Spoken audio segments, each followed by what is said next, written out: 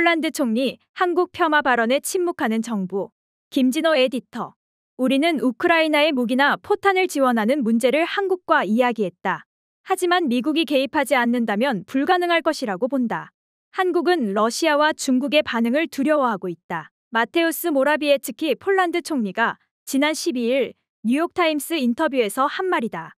지난 7일 뉴욕타임스의 보도로 공개된 기밀 문건 내용대로 한국이 우크라이나에 155mm 포탄 33만 발을 지원하는 문제를 폴란드와 협의해왔음을 확인하는 말이다. 국내 언론은 주로 이 대목과 관련해 인터뷰 내용을 소개했다. 하지만 모라비에츠키 총리의 발언은 훨씬 더 심각한 문제를 제기한다. 특히 조 바이든 미국 대통령의 직접적인 개입이 없이 한국이 움직이지 않을 것이라는 대목은 외교적으로 도를 넘은 지극히 무례한 발언이다. 주권국가로서 한국의 지위를 깡그리 무시하는 인식이 깔려있지 않으면 할 수 없는 말이다. 그렇지 않아도 미국 정보기관의 문건 누출로 국민적 불안감이 확대되는 가운데 국민적 자존심마저 땅에 떨어뜨리는 발언이 아닐 수 없다. 윤석열 정부가 국제적으로 어떻게 인식되는지 극명하게 보여준다. 우리 외교부는 모라비에츠키 총리 인터뷰가 보도된 뒤 우리 정부는 우크라이나의 자유수호를 위한 국제사회의 노력에 동참하고 있다. 살상 무기를 지원하지 않는다는 입장에 변함이 없다. 는 요지의 입장문을 내놓았다. 그러나 15일 현재 폴란드 정부에 어떤 조치를 취했는지 발표하지 않고 있다. 정상적인 국가에서는 제3국 정부 수반이 이처럼 무례한 발언을 공개적으로 내놓는다면 외교 경로를 통해 발언의 진위를 확인하는 한편 공식적인 항의나 발언 정정 등의 요구를 한다. 국가의 위신이 걸린 문제에 대해 항의하고 정확한 답변을 끌어내는 것은 대외적으로 국가를 대표하는 외교부 공무원들이 봉급을 받는 이유의 하나이기도 하다. 동유럽 사정에 정통한 전직 외교관은 도를 넘는 발언이 아닐 수 없다. 라고 공분했다. 뉴욕타임스 인터뷰가 직접 인용 방식으로 소개한 모라비에츠키의 발언을 더 들여다볼 필요가 있다.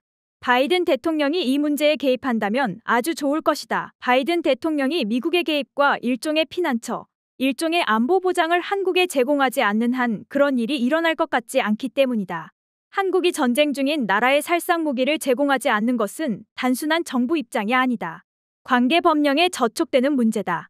모라비에츠키는 이 문제를 놓고 한국과 지난 몇 개월 동안 대화했다면서도 국내 법적인 난관을 무시하고 있다. 그러면서 바이든 대통령이 개입해 피난처 또는 안보 제공을 한다면 한국이 우크라이나에 무기 탄약을 보낼 수 있다고 강변했다. 아무리 우익 포퓰리즘 법과 정의당 소속 총리라고 해도 도가 지나친 말이 아닐 수 없다. 인터뷰 기사를 작성한 뉴욕타임스의 줄리언 반스 기자와 아담 앤투스 기자는 이와 관련해 주미 한국 대사관에 코멘트를 요청했지만 답변을 받지 못했다고 밝히고 있다. 사업가 출신으로 부총리 겸 개발장관을 거쳐 총리의 정격 임명된 모라비에츠키는 절제되지 않은 표현으로 이미 국제적으로 입방아에 올랐던 인물이다.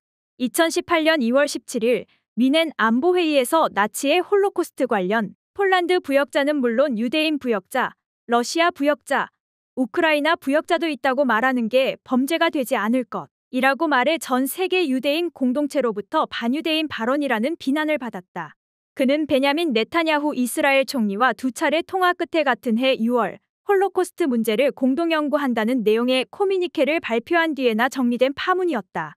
2019년 8월에는 폴란드는 독일로부터 2차 대전 배상금을 받은 다른 나라들보다 많은 600만 명의 인명을 잃었다. 라면서 추가 보상을 요구하기도 했다.